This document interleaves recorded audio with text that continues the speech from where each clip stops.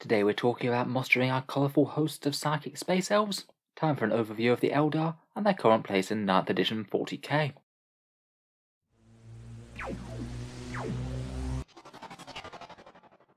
Hello and welcome back to Auspex Tactics, the strategy-focused 40k channel, where today we're going to be doing a bit of an overview of the Craftworlds, talking over the faction and the units within in general. They certainly used to be one of the older and better supported ranges in 40k, though Games Workshop really hasn't given them all that much attention in recent years. They got some new Howling Banshees and Jane Zar a year or two back, and they're really going to be hoping for a range refresh, something similar to the Orcs or Necrons got. Today though, we're mainly focusing on game rules, so we're going to start with a bit of an overview of Eldar's strengths and weaknesses, go over their core rules and Craftworld attributes, talk about a few of their stronger Codex rules, things like Warlord traits, relics, stratagems and psychic powers, touch briefly on each datasheet within the Codex, and then look at a couple of the strongest Craftworld lists that are around. Loads to talk about here as with any army, so let's jump straight into it and talk Eldar. So currently and unfortunately, Codex Craftworlds is one of the weaker factions in Warhammer 40k. It's kind of a bit surprising after how dominant they were through much of 8th edition. They got their Codex quite early, they were fairly strong all round with things like Doom, Jinx, Dark Reapers and Shining Spears, and later in the edition often saw play as big flyer spam lists, or Inari bouncing around with their strength through death rule, giving them some very silly and slightly game-breaking shenanigans. Unfortunately, in 9th edition that just really isn't the case. Flyer spam is just utterly dead as a way to play. Inari got fairly brutally rewritten, going from a really strong army to a really weak one, and just the way that the 9th edition missions work kind of punish the Craftworlds. There's quite a bit of emphasis on tough units taking and holding objectives, and that doesn't really fit very well with the Eldar style of play. There's very few examples of people who have actually led them to success in tournaments, and even when they do, it's quite often run alongside allies, taking some of the good bits from the Codex, and then souping in some other units to do some more heavy lifting. Having said that, I do think that the Codex Craftworlds has really quite a lot of strong options, and some seriously powerful rules. The custom Craftworlds traits that you can get really are some of the most powerful out of any faction. Expert Crafters is a massive damage boost, and you can combine it with a number of other powerful choices. The psychic powers are some of the strongest in all of 40k, even in 9th edition. We'll go through them in detail, but loads of them are really usable. Doom and Jinx, Protect and Fortune, and Quickening all are absolute staples. Their stratagems are generally quite decent, allowing them to be very flexible with fighting and do some cheeky shenanigans that a lot of armies just can't. They're pretty mobile, and they have some quite decent Forge World choices to support the main Codex. Unfortunately, all of that I just don't think is really quite strong enough at the moment to save the fact that most of the units are just a bit overcosted, and when you put them side by side with choices from other factions, the competition is rarely in the Eldar's favour. You don't want to go comparing Fire Dragons to Eradicators, for example. A lot of their units can hit quite hard, but often are paper thin, and might die to a small amount of effort when the opponent fires back. On top of that, I'd say that their Relics and Warlord trait choices are really quite poor. They don't get any unique secondary objectives as they don't have a 9th dex yet, and again those lack of durable choices will make them struggle with 9th edition missions taking and holding primaries. I do feel that they're a codex that could get quite a lot of value out of some hefty points cuts across the faction. It'd go a long way to making them a credible threat again. Moving on though, let's talk through some of the rules from the Codex. Eldar rules are currently spread out between Codex Craftworlds and the Psychic Awakening book, where they gained a few extra things like custom Craftworld traits, an extra psychic discipline, and some Exarch powers. They currently don't get any army-wide special rule, that will come whenever their 9th edition Codex comes, and their main rules that are common to quite a lot of units are Battle Focus and Ancient Doom. Battle Focus allows you to advance and shoot normally with non-heavy weapons, a helpful mobility boost for the troops, and Ancient Doom is some quite nice combat benefits against Slaanesh. Quite niche to be honest, as a lot of the time you won't be facing Chaos in general, but at least Slaanesh is relatively common in Chaos Space Marine or Demon lists. Other than that, you of course get your Craftworld attributes across the whole faction, the 5 core ones from the book, and then these really powerful custom Craftworld ones from Psychic Awakening. I'd say the book ones all kind of have their merits. A Latox -1 to hit at range is really quite nice for keeping the unit safe. All 3 get their 6+ Feel No Pain and can use Eldrad. Beotan have their Shuriken boost and a quite nice Warlord trait.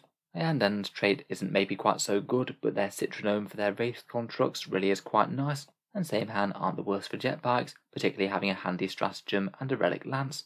Really though, where it's at for stronger Craftworld builds is pretty much universally in the custom Craftworlds, and in particular taking the Expert Crafters trait, which allows you 1 reroll hit and 1 reroll wound whenever your unit shoots or fights. For just one half of a Craftworld attribute, it's absolutely outstanding. It's particularly good on any high strength, high AP attacks, things like lances or star cannon shots, where it just gives you some incredible reliability as to actually converting those wounds on the enemy. It's so good that I consider it basically auto-include. If you're building a more ranged focused list, then that's often accompanied by masterful shots, their ability to ignore cover, but depending on what style of Craftworld lists you're building, quite a lot of the others I think are still viable. Savage Blades gives you a nice melee buff, Masters of Concealment gives you extra toughness at range, Wrath of the Dead is yet more damage output if you're running a bunch of Wraith constructs, Hunters of Ancient Relics gives you +1 attack when you're fighting over objectives, quite common in 9th edition, and Children of Prophecy makes your psychic powers just cast that little bit more reliably. There are a fair few other good niche ones as well, but I feel that that's quite a lot to be going on with already, and one thing that I quite like is that you can potentially run 2 different detachments alongside each other, and choose the best Craftworld attributes for each one, say putting all your ranged things with Expert Crafters and Masterful Shots, and then maybe trading out Masterful Shots for something like Savage Blades in a detachment with a whole bunch of melee units. Moving on to some of the other rules within the Codex, as I mentioned before, I really don't rate the Warlord traits or the relics as being particularly strong at all, and it's quite telling that in a bunch of allied Eldar lists, you often see the Warlord not being a Craftworlder. For the Warlord traits, perhaps one of the most interesting is the Seer of the Shifting Vector. That's a single reroll once per battle round, and can add yet more reliability to a Psyker, ensuring you get the key powers cast. Some of the others are interesting, maybe one of the most standout ones, if you happen to be playing Beotan, is their buff to allow rerolls in the shooting phase. Getting that though does mean that you're giving up quite a lot of rerolls through Expert Crafters. Relics wise, again maybe not the strongest, but I feel that there's a few more choices that are interesting. Valtru's Wing gives you a 12-inch move and fly, can be handy for making a Foot Farseer or Warlock into a jump inventory, and can save you a fair few points on upgrading into a Skyrunner. The Phoenix Gem is pretty handy if your character gets killed, a chance to resurrect on death, and the Citronome of Aandin's quite an interesting draw if you are using them. You get to double your attacks for a Wraith unit once only, and then the Wraith unit takes a bit of damage. That's got some pretty hefty damage potential on things like Wraith Blades, who get an awful lot of models, so an awful lot of extra attacks. If we look at stratagems though, then I think the news is much better indeed. There's a lot of decent ones vying for use for your CP. 1 CP for auto-advancing 6 inches can be really handy, can get you in range of shooting, or good for Howling Banshees with their long charges. Forewarned can be a really nasty intercept stratagem, having say a unit of Dark Reapers obliterate an enemy unit coming in from reserve. And the nice thing about this one is that it has no maximum range on it. You could literally snipe out an enemy unit that's just come in across the other side of the board. Can be good for a bit of area denial and making your opponent really have to think about their reserves if they're even using them. For 1 command point, an extra cast of a power can come in handy. At the very least, potentially an extra smite could make a really big deal. For 2 CP, lightning fast reactions can keep whichever unit you need to keep safe just that little bit safer.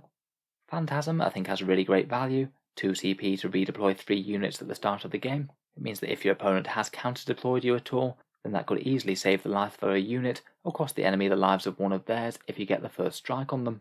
I'd certainly be considering that one if you can find a way to get value out of it. For 1 CP, Fire and Fade allows you to move, shoot, move.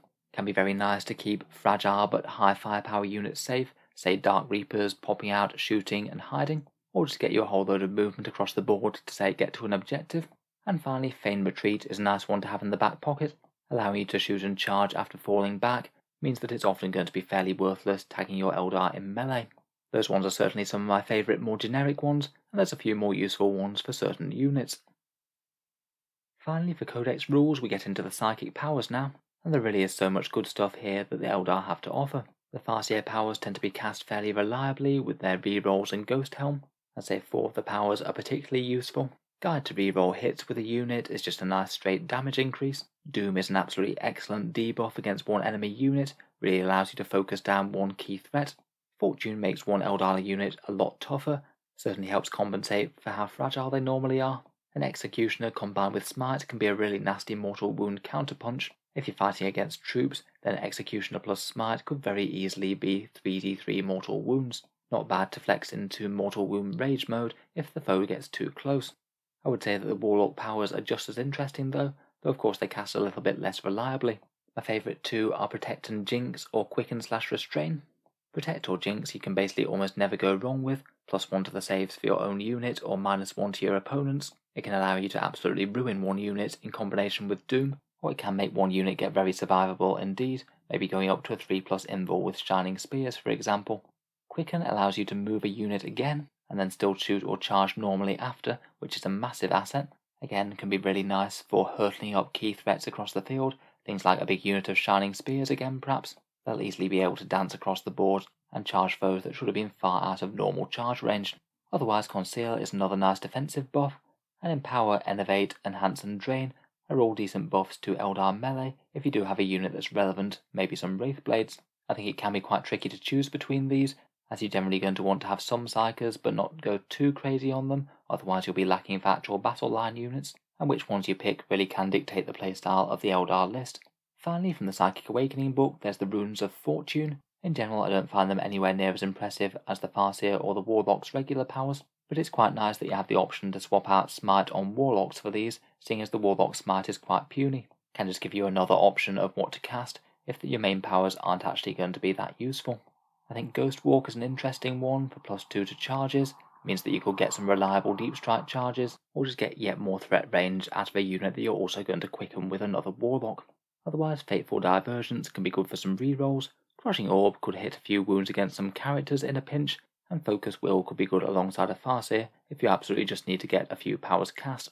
In general though, loads of really good options, and I'd strongly expect to see Psykers at the centre of basically every Craftworld list.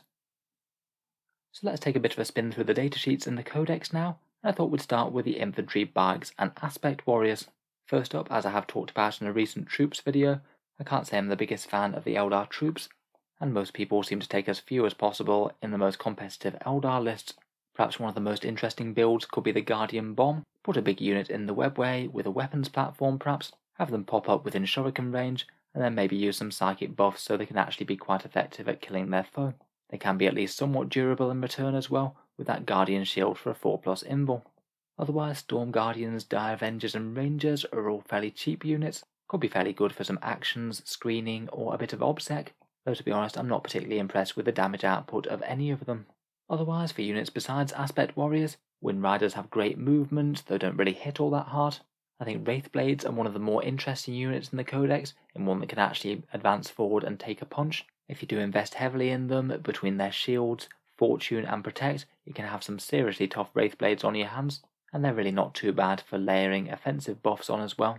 Things like Empower or Enhance for example. They just feel like one of the better units for layering stacked buffs on. Wraithguard I just don't really think compete with them quite as well, not as strong in combat and liable to being tagged, and I'm not sure their shooting is quite strong enough to make them worth it. Otherwise, for Aspect Warriors, I still think that the strongest in 9th edition are basically the strongest in 8th, Dark Reapers and Shining Spears. Dark Reapers in particular do seem to be one of the ones that are most commonly used in Craftworld lists, often multiple small units of 3 of them, making great use of expert crafters and perhaps masterful shots, and taking rapid shot on the Exarch. That's not at all bad with a hefty Starshot missile. Otherwise, you could just sprinkle in Tempest launchers on the Exarchs for some ignores line of sight shooting. A few Exarchs with 2d6 strength 4 shots coming down should be pretty decent at clearing out hidden infantry.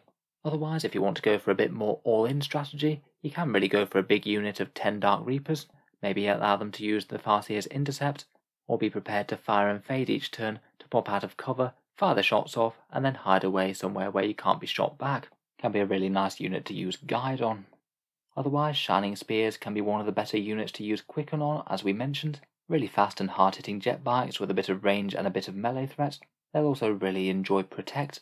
I can give them a 2+ armor and 3+ invul save, and they can have Skilled Rider on the Exarch as well, which again gives them a 3+ invul against ranged attacks. Any melee buffs they can also pick up will certainly be appreciated. Otherwise, I'd say the other aspects are a touch less outstanding. Swooping Hawks can be okay for a fast-moving actions unit.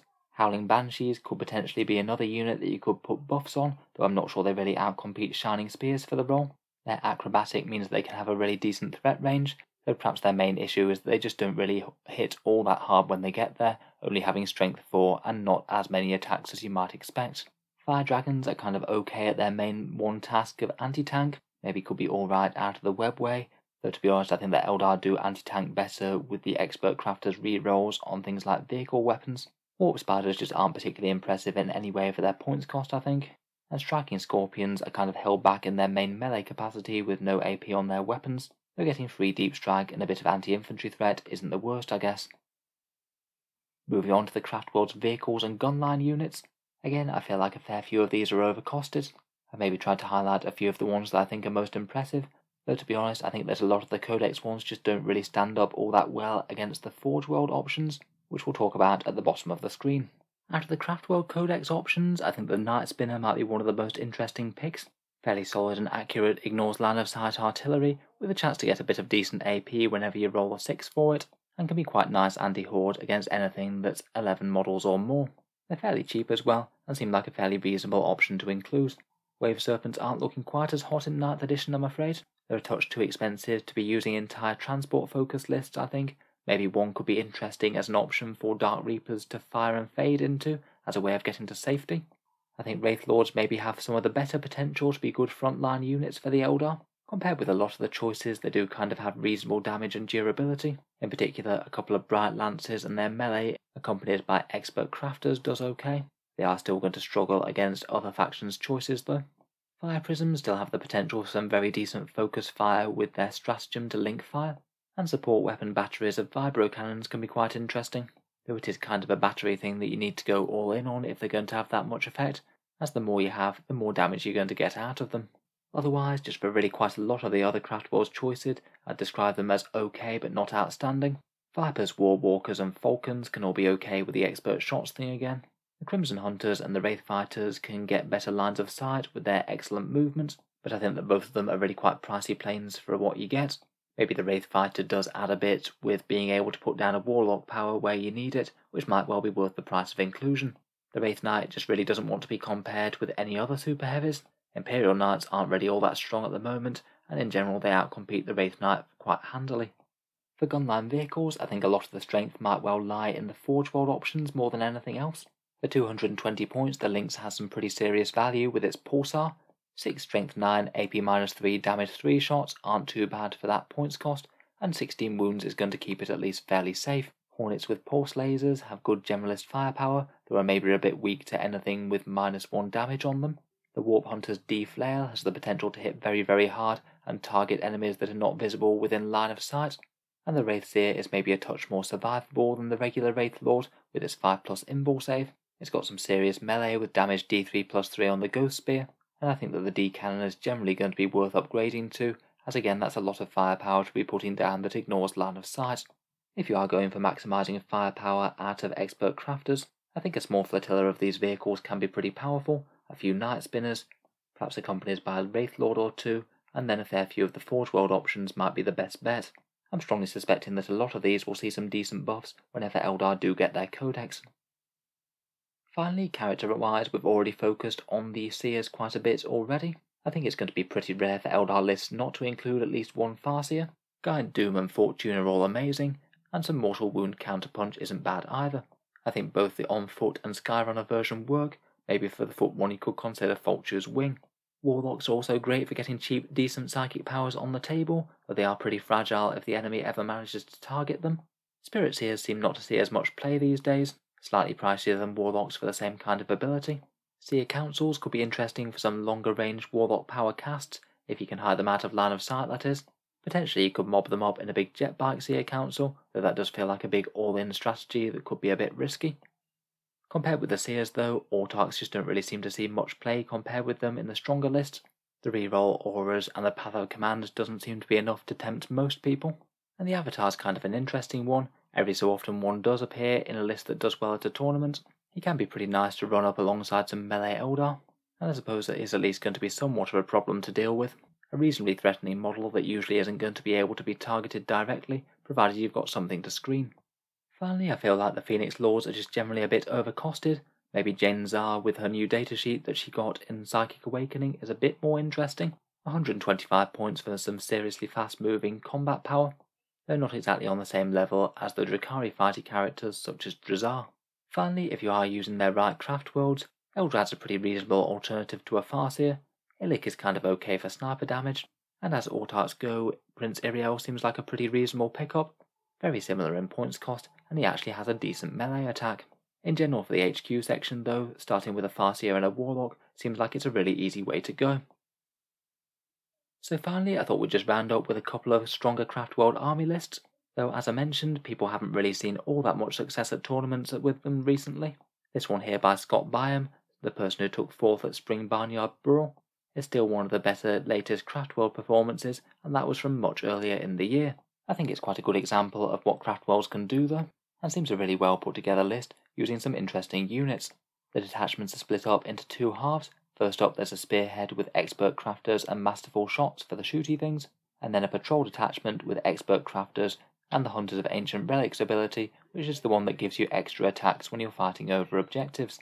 The list's led by no less than 4 Seers, a Farseer Skyrunner with Guide and Doom, who gets the Seer of the Shifting Vector Warlord trait, 2 Warlock Skyrunners with what I'd consider are the best powers, Quicken and Restrain and Protect and Jinx. They swap out their mini smites for a couple of powers on the runes of Fortune Discipline, then a Spirit Seer to help support a Wraith Seer.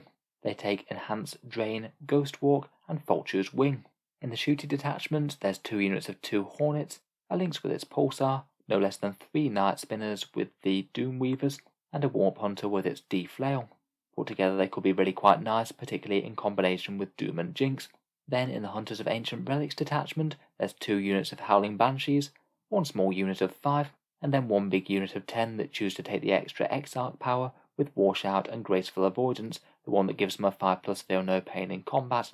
They can rush at the enemy incredibly quickly indeed with the power of Quickening, maybe some combat buffs from the other Warlocks, and they should have a very reasonable chance of getting extra attacks if they can get near to an objective. Finally there's a single unit of Rangers which can deep strike if needed for objectives or actions, or just camp home field ones, and a Wraithseer with a D cannon. He takes Witch Strike and Empower or Innovate. Witch Strike could be pretty funny if he happens to be fighting hard targets. That will give him an average damage of 7 per every attack that he gets through at the enemy. Overall a really nice and well put together list, and good job getting a result with the Craftworlds. Finally, just to look at another example list, here we have an Allied Craftworlds plus Harlequins list. This was run by Tony Chu, who took 4th place at Into the Hellstorm. The list is a majority Craftworlds one, though not really too surprisingly the Warlord and the Relic have been given to the Troop Master from the Harlequins. The Harlequins patrol is basically a decked out Troop Master with a Twilight Fang and a fusion pistol, Sky Strider and the Darkness's Bite's pivotal role. He'll lead a troop with fusion pistols and caresses in a Starweaver, and there's also a unit of 5 Skyweavers, which is a pretty great place for the gamey Harlequins stratagems. In any case though, back to focusing on the Craftworlds, and interestingly it appears that the Spearhead's recorded as Masterful Shots and Masters of Concealment, so the extra cover at range and ignoring cover as opposed to the standard rerolls. I guess the Masterful Shots is pretty useful for those Tempest launchers, which will chew through infantry a bit better with that than the rerolls. In any case, the Spearhead's led by a Farseer Skyrunner with Doom, Fortune and a Singing Spear, and they're leading 3 big meaty units of very threatening jet bikes into the fray.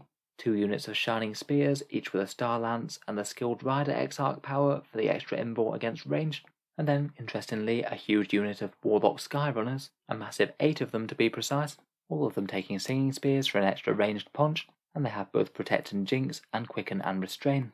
Again, probably the best powers, excellent for sending those jet bikes flying around the table and keeping them safe. That unit is just hilariously enormous and costs almost 500 points just by itself. It can cast 3 powers a turn, and when it does cast Smite it does get the big d6 mortal wounds until it's taken a fair few casualties. Finally, there's 3 units of Dark Reapers, each with a Tempest launcher, and the Exarchs take long range fire to fire those Tempest launchers out to 42 inches. I must admit, this looks like a really high skill list to use, but a powerful one if got right.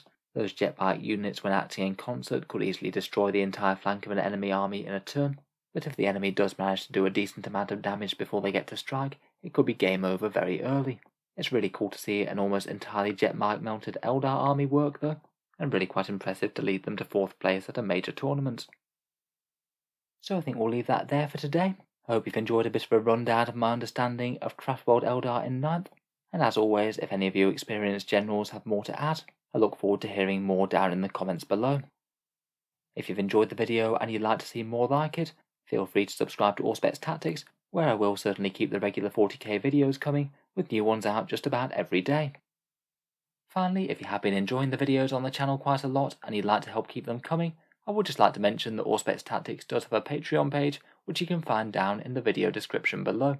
Channel patrons do get a fair few perks, including seeing certain videos early, regular votes to see what sort of things happen next on the channel, and automatic entry into the regular prize giveaways with a chance to win some really big model kits each month. If any of that sounds good to you, or you'd just like to help support the channel, then the link is down in the video description. In any case, a massive thank you for listening, and I'll hope to see you guys next time.